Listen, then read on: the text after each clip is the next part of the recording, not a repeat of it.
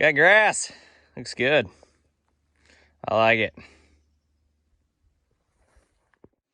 So we got the composting toilet, but it's in the cabin, and we have a bunch of people over for fires and whatnot. It's kind of annoying having everybody going in and out of the cabin, tracking stuff, and if you're sleeping or someone's napping or something, then it's just kind of a weird situation. It's small, obviously, and so we're probably gonna end up go ahead and throwing in a outhouse as well. So the most important thing about an outhouse is the views, obviously, and that beetle kill spruce there will come out. It'll turn into firewood, and then I'll clean up this down cottonwood and kind of clean all this up, but eventually, hopefully, out that way, have some nice views to do your business with. Got the hole dug. I just gotta drill some holes in this thing. There's a barrel under there. Got 2 railroad ties and then some spare material. Got my template cut out to eventually cut it out, and this will be the floor, and we'll build up from there. Buddy brought his razor, making life easier.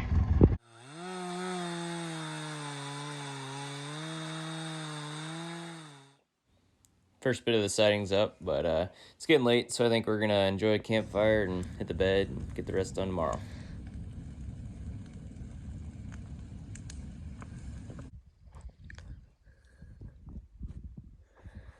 Such a peaceful morning this morning.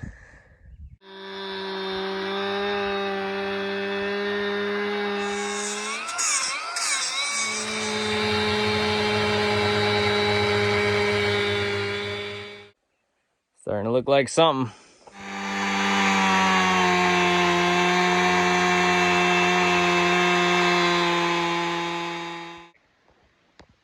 We're getting there. Just enjoying the views from the top of the pooper. That's nice. I'll have to clean up all that, obviously, but that's nice, the views. As you can see, these roof panels are a tiny bit narrow. They still have plenty of overlap, but ideally they'd be the full width of this 2x6 that I ripped underneath. But this is all material that I just had laying around. Was trying not to have to buy anything, so just making do with what we got. So the outhouse is coming along. Here's what we got so far. Got a roof, intentional gap underneath there to let airflow come through.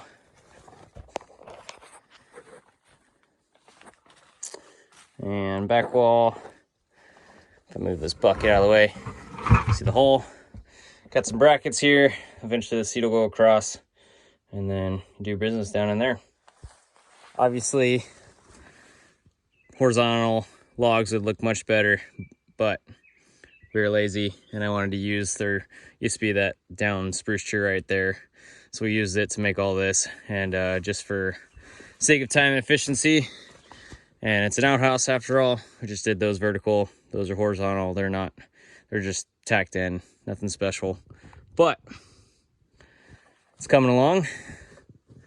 One day you'll have a nice view. I started sanding this side. You can see, kind of get rid of some of those chainsaw marks. You can see what that looks like compared to that side. Much nicer. So I'll probably throw a coated linseed oil on it just for fun.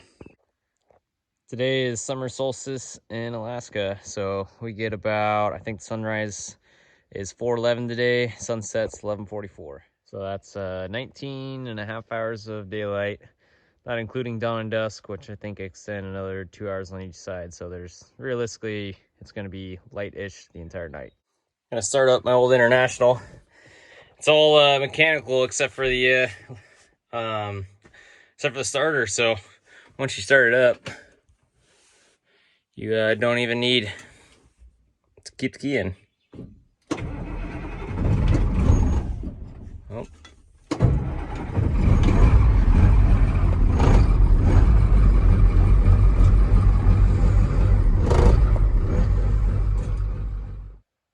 Only started her once since winter.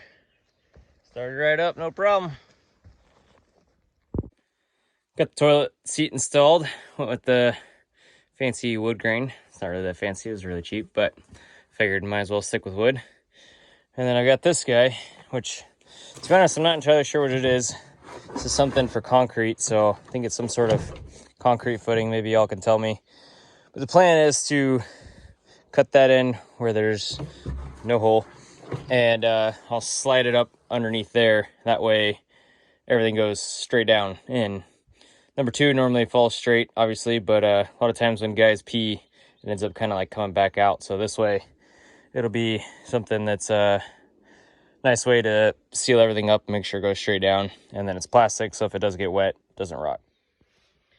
See the plastic liner I put in there. Got some peat moss, help with decomposition. Time to throw that stuff in there. Well, metal roof's on. Structurally, it's pretty much done.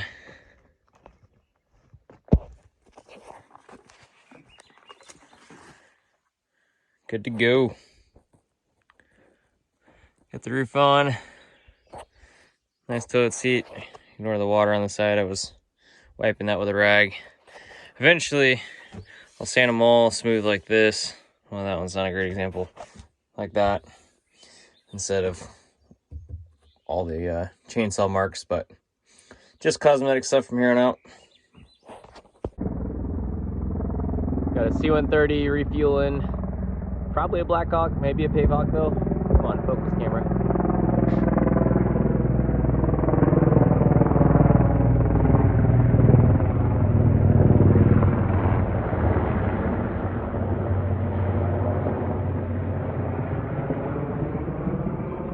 That's pretty cool. So we're wrapped in Little Sioux today. I don't know exactly what the CFS is. I looked at it yesterday and it was at around 700. I think it might be down a little bit of that since normally midnight's the highest. But it's gonna be pretty powerful, especially for pack rafts, so it should be pretty fun. This is the river that I broke my leg on last year. I fractured my fibula and tore up my ankle, so hopefully this kind of gets some redemption today.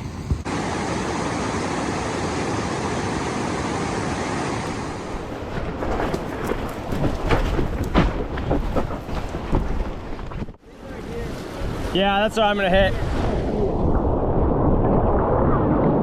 I'm getting out here. Crazy how much avalanche debris there still is.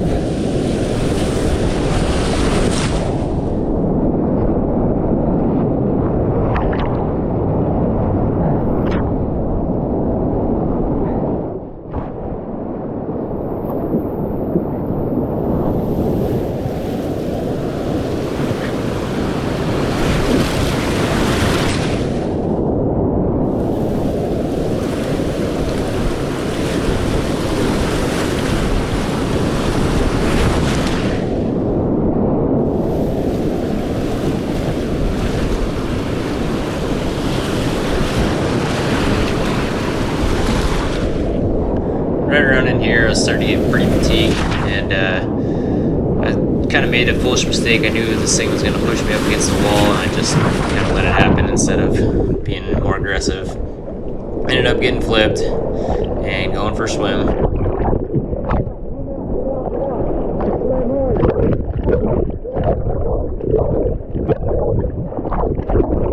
There's a pretty makey drop coming up that I definitely did not want to swim, and you can hear Adam urgently telling me to get out of the water.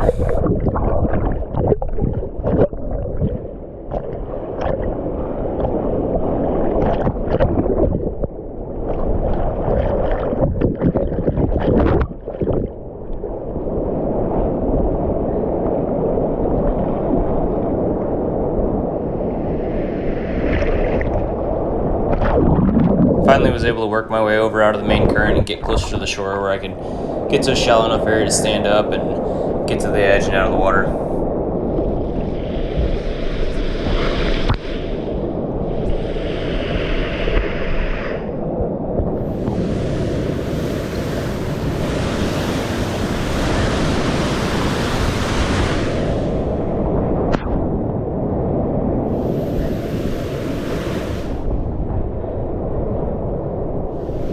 Time to run and go catch the boat now.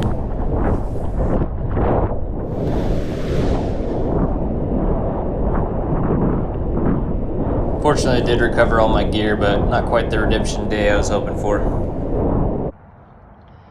Alright, finally made it back to Spokane. Got the new transmission in. They shipped it to me. This fancy little crate. Got this box up here. I actually don't even know what's in it.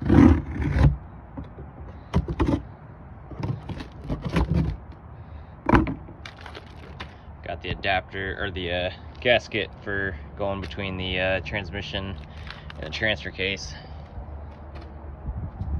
Let's see what's in this box. Oh, there you go. Cool. Torque converter.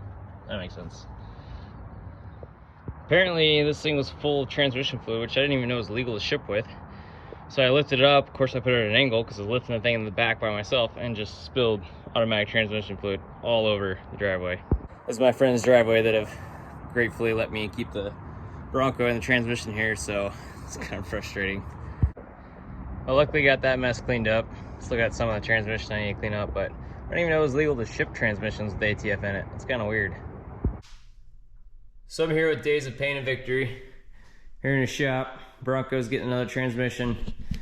He, last minute, with pretty much short notice or no notice, he agreed to help me out with the Bronco. He's got a shop. He's got his own YouTube channel that he does his own stuff with. But yeah, last minute he fit me in with his work schedule, with all the craziness he's got going on, to help me get the Bronco hopefully running. And he's putting me up here for the night, helping me out. So huge thanks to him.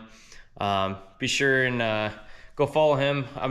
The video for throwing the transmission, if you're interested in watching, is going to go up on his channel. So if you're interested in that, definitely go subscribe to his channel and see what happens. But anyways, we're going to hopefully get this changed out, and I'll get on the road.